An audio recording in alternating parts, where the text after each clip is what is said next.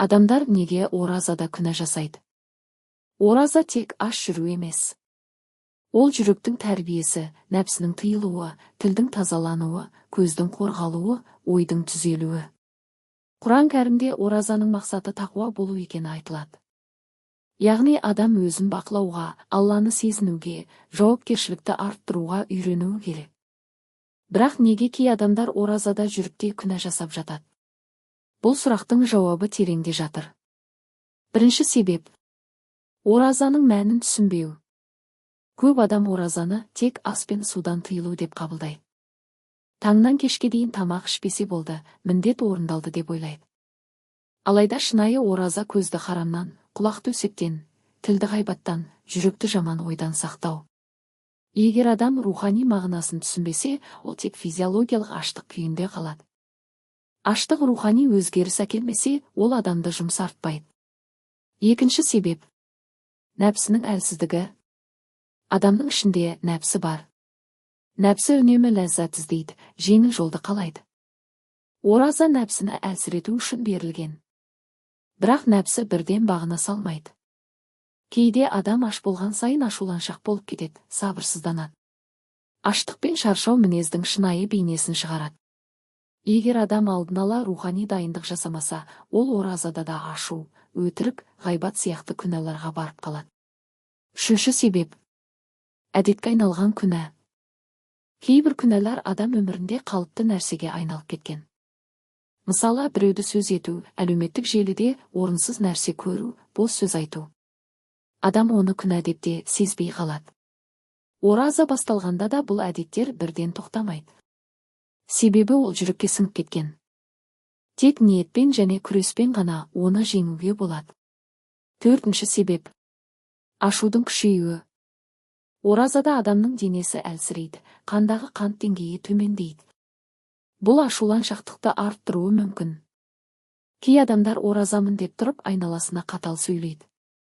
Бірақ ораза сабыр мектебі. Егер адам ашуын тие алмаса, оразаның тәрбиелік мәні орындалмай қалады. Бесінші себеп – ниеттің әлсіздігі. Істің қабыл болуы ниетке байланысты. Егер адам оразаны тек халықтан ұялғандықтан немесе әдет үшін ұстаса, жүректе шынайы ықылас болмайды. Ал ықылассыз амал әлсіз болады. Ықылас болмаған жерде күнәдан сақтану да қиын. Алтыншы себеп – қоршаған ортаның әсері. Адам жалғыз өмір сүрмейді. Достар, жұмыс орны, әлеуметтік желі бәрі әсер етеді. Егер ортасы өсекке, бос сөзге толы болса, адам соған еріп кетуі мүмкін. Ораза ұстап жүргенімен ортасын өзгертпесе, мінезін де өзгерту қиын болады. Жетінші себеп – уақытты дұрыс пайдаланбау. Оразада бос уақыт көбейеді. Егер адам уақытын пайдалы іспен толтырмаса, ол бос әңгімеге, мағынасыз видеоға, пайдасыз іске кетеді. Бос уақыт шайтанның құралы. Рухани жоспар болмаған жерде әлсіздік пайда болады. Сегізінші себеп – шынайы тәубенің болмауы. Ораза тәубе айы. Бірақ кей адам өткен күнәларына өкініп, шын ниетпен өзгеруге шешім қабылдамайды. Тек уақытша тыйылады. Ал жүрек өзгермесе, мінез өзгермейді. Оразада күнә жасаудың салдары.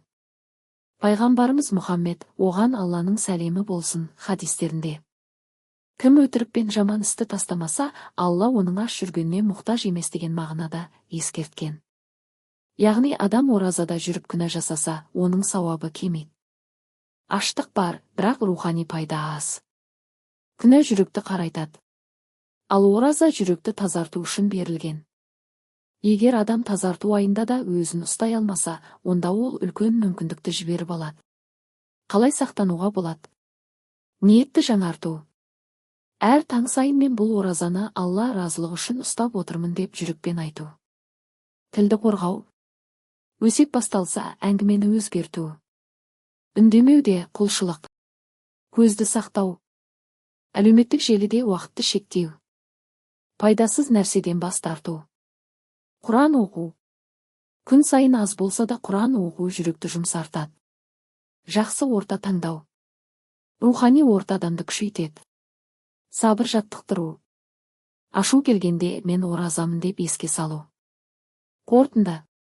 Адамдар оразада күнә жасайды, себебі олар оразаның терең мәнін толық түсінбейді, нәпсімен күресті әлсіз жүргізеді, әдеттерінен бірден арыла алмайды.